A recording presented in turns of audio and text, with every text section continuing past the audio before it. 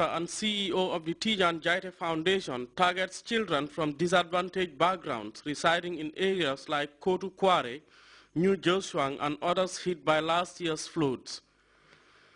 The Gambian midfield giant further reveals that the gesture is purely humanitarian. I feel that it's very important that to look back and think that not everyone in this world have this opportunity I have, So that's why I said to myself, why we have so many wars or so many problems in this world is because of we are not looking after the poor or the needy people. So I said to myself, I will make these people feel wanted in the society and to make them feel valued. His prowess on the pitch has earned him a lot of admirers who chance on every opportunity to show their love, appreciation and admiration. Tijan's generosity is also not going unnoticed, for there is no shortage of people who are willing to lavish him with praises for contributing immensely to the positive changes in the lives of peoples he's never met before. Although he is turning a lot of lives around, the professional footballer who is now wearing the cap of a philanthropist thinks this particular intervention and numerous others before it are nothing but a duty to his fellow Gambians. For me, there are a lot of things, I have in mind, to do for the people, of the Gambia. Helping the underprivileged and less fortunate who deserve a push to unleash their potential is the core of the Tijan Jaite Foundation. And this, he says, is his passion. I feel very emotional. I'm very happy, because I know that, they really need it.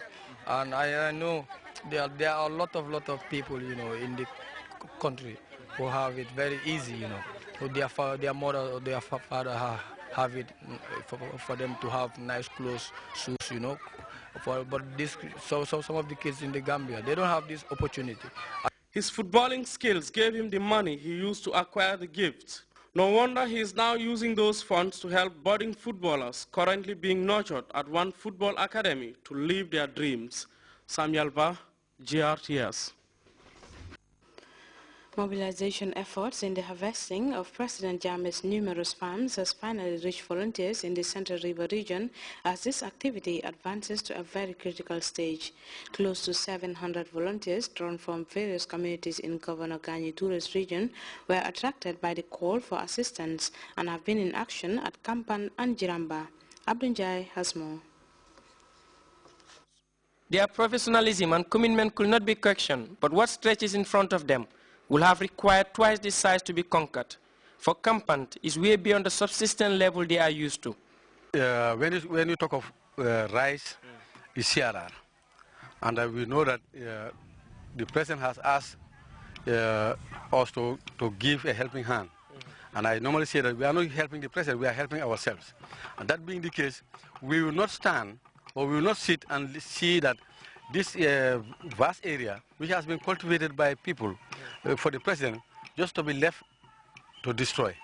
That's why we have when Honorable Jammeh,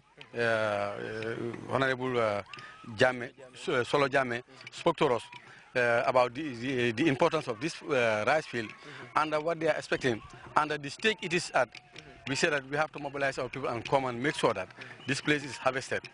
And we will make sure that before we leave here, however big this land is, however big this rice field is, we are going to make sure it's going to be harvested.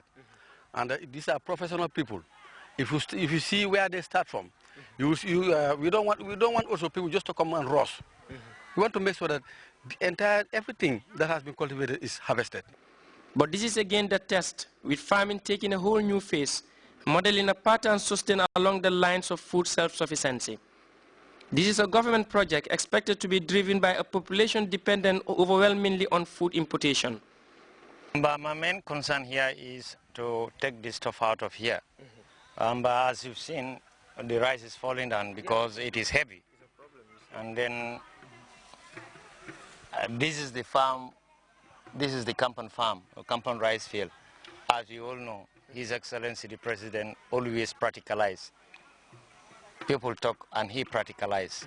Because we started this rice field mid September. It was late, huh? Yeah, it was late. That was at the end of September. Everybody was saying that the rice field will fail, it will not work because already the rains are gone. But thanks to His Excellency, who said we will transplant it and then the rice will be good. And I think this is a clear manifestation of what he has said. But what makes this objective very effective is the confidence it continues to generate at the grassroots. And government no doubt counts on the support willingly offered by these groups, but more so when they believe that food self-sufficiency is attainable. We, as a committee under the Office of the Vice President, who are also giving a lending hand, will continue to do our best to see how we can complete this part of the work, that's harvesting. Yeah.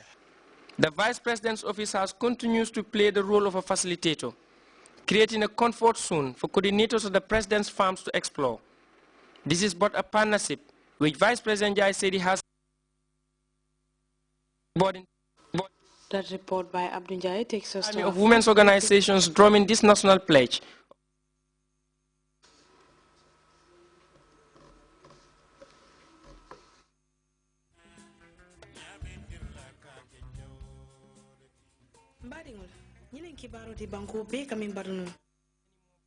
Mareban itole be yintandi kan jama be la ko jalibala album kuta fulol mini alon ko ka fole woli sabo anin alin tuje e paretale adi pareta ka kulli adon kulliyo be kala kubale ti banko kanja abe kulli la min to male sibitilu ngote na January karo kono na sankuto min kanata 2014 abe kala min tole Sahel Fitness Center min be koko ozone balatak na special guest philosopher mini alon ko wolbe ma be la je Vivian Sidit anin bala ge de be bola nam fa Senegal kana ma be nyin kulliyo tikero mu leti ko keme sabatoro mi programme mini ya sembentuya wolem Banjul Brewers Limited ani XSL energy drink jali bakku yate ani ko mare ban wolle be jama be ko man lañu ko li bato min be kala Sahel Fitness Center.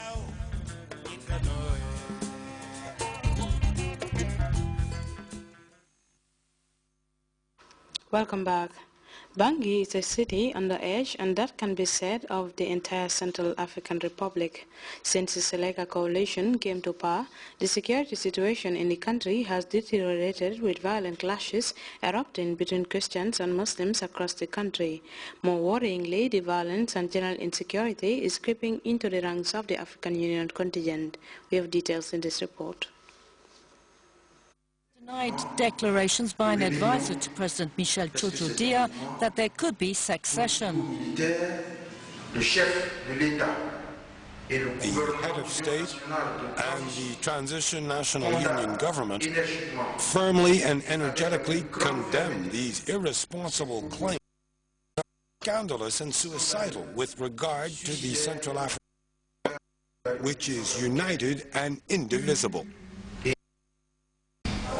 There is a growing sectarian gap between Christians and Muslims. Violence, revenge attacks, pillaging and lynching is rife in Bangui. This morning we had 40 wounded people arrive all of a sudden. 3/4 were seriously injured with bullet wounds and the others were less seriously injured in the panic. The conflict is spreading to the ranks of the African Union force, MISCA. According to the Burundian contingent, Chadian soldiers attacked them with grenades Monday to free 6 former Seleka rebels. According to civilians, Chadian forces are defending the rebels. Chad has been a regional power omnipresent in the Central African Republic for years.